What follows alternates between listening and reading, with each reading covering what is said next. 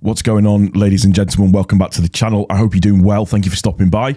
Really quickly before we kick off with the video, if you are new, if you could hit the subscribe button, switch your notifications on. If you want to make any comments, please feel free, put some comments down below. If you want to like the video as well, that would be really greatly appreciated. So yeah, let's get into it. The run continues at home. We are now 10 unbeaten in the league. What a stat to have. Ellen Road is now a fortress, which is great. Overall opinion, Leicester drop points, Ipswich doing whatever. Again, though, in the last few games, I think in terms of points gained over the certain number of games, we are still levels above everybody else. So we're slowly catching monkey, chipping away. Let's keep it up. Let's keep it going. What a weird game, though, I think is probably a fair assessment of how it went. My main gripe was getting into the actual ground. I'm driving down and the traffic was absolutely horrific around Ellen Road. Like really bad. It didn't matter which way you went or how it came. It was just horrific. I've not seen it like that for ages. It took a long time to get parked up. It took a long time to actually get into a decent parking spot and then getting down to the actual ground itself. So I missed our first disallowed goal from Dan James. I then missed Swansea's opener and missed the equaliser from Peru. Fucking... It's typical. It's the way it happens sometimes, I suppose. I eventually get into the ground. I'm up in the gods, so I'm in the east stand, just quite nicely onto the halfway line. I think they were given back seats because they were quite comfortable seats. But from what I could see, the first half was really strange. Swansea had the ball quite consistently, but without doing very much with it. We were very disjointed. Ampadu wasn't having his best game from my vantage point, just wasn't having the best game moving forwards within the first half. And then it's like somebody just went, switch Ampadu on, and he plays that through ball to Rutter. Rutter then controls the ball. The way Rutter pulls it out of the sky is ridiculous. Watching him run sometimes, it's like Bambi on ice, but he has the strength of like a refined ogre. It's just bonkers. Holds the guy off really well, finishes with aplomb, and what a time to score just before first half. But it was almost like we were struggling to deal with their press. It was like we were struggling to kind of get to grips with how to kind of do it and deal with it, and we were just seemed a little bit off the pace a little bit. And I did notice as well, and I tweeted about it, that the crowd it did seem sort of mildly subdued. It didn't seem, I don't know, it just seemed a little bit off. It just seemed like it was kind of struggling to get going a little bit. And I've noticed it a couple of times when I've been so far this season, and I don't know, it does get going and it's fine, but it's like a weird level of expectancy. I can't kind of put my finger on it. That's the best way that I can sort of describe it. So we scored the goal just before the end of the first half, going at half time. I think Farke said in the post-match press conference that he was struggling to deal with Swansea's press, that they do play good football, but they didn't really challenge very much with it.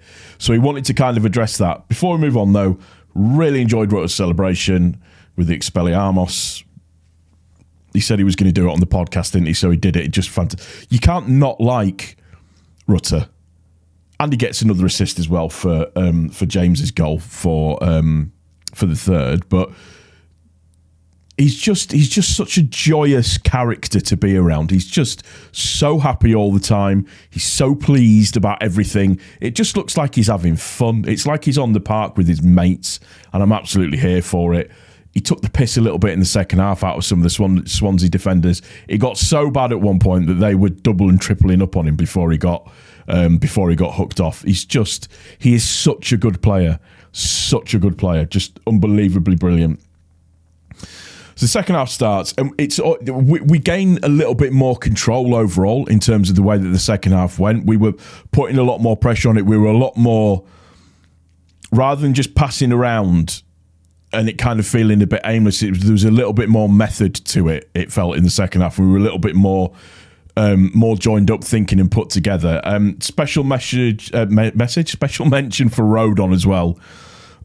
Watching him from where I was sat in the ground in the East Stand, his reading of the game is so good, and he has a really, really good turn of pace as well, which is just impressive to see.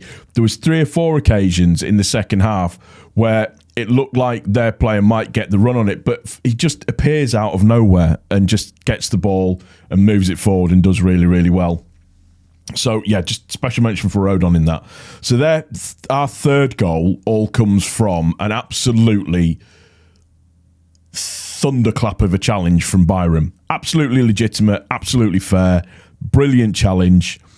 Rutter picks up the ball, spins, runs forward. Dan James spins off of his man, runs in behind. Rutter then plays the ball through. Dan James picks it up straight across the keeper, rifles it into the top corner, and it was at that point that Swansea pretty much gave up, for want of a better phrase. They just seemed quite content to kind of not move it around as much. We should have had more goals. For me, Somerville should have scored. Who else should have scored? Bamford should have scored, and Anthony should have scored with the free header as well. That cross from Byron for the Anthony header was absolutely glorious, by the way. But for me, Archie Gray had an off day is the wrong kind of word. There was a lot of passes that he did that didn't seem to come off how you would have wanted them to come off. You can't fault the lad. I mean, he's played so much football, so it's difficult for him to kind of keep that level of consistency going. We forget at times that he's only, 17 years old. But it was a very straightforward performance and a very, very comfortable win in the end. And that's no disrespect to Swansea. In fairness, of the games that I've been to this season, they've probably played the best football out of anybody that we've played against this season by a country mile. So, but we've got to keep this consistency up. We've got to keep it going. It's Borough at home. So, again, fingers crossed for that one. It's going to be a tough game. It should be a really good game, though, but it's going to be a tough game. We've got to keep it going and just keep up this momentum. Like I said, it's a marathon, not a sprint, this league. And yes, you might be able to run away with it at the start, but all it takes is a couple of dodgy performances and a couple of the people behind you clawing points back to put the wobblers up you and to make you feel like, oh, we might not be able to hold on to this. And you've got to give praise to Ipswich. They're doing phenomenally well. You can't fault them whatsoever at all. But we've just got to keep concentrating on winning the next game, and keep picking up those points. Peru, for me as well, best game for Leeds so far. He said in a podcast, I think, recently as well, that he is still adapting to his new manager and how his new manager wants him to play. And I think it's fair in saying over the last 3 games, you've started to see a little bit more. It was very evident in tonight's game. And I mean, it might have something to do with the fact that he's playing against his old team. Really pleased to see him celebrate his goal, by the way. Just his level of involvement and movement within the games has been getting better consistently in each game. It was really interesting to see.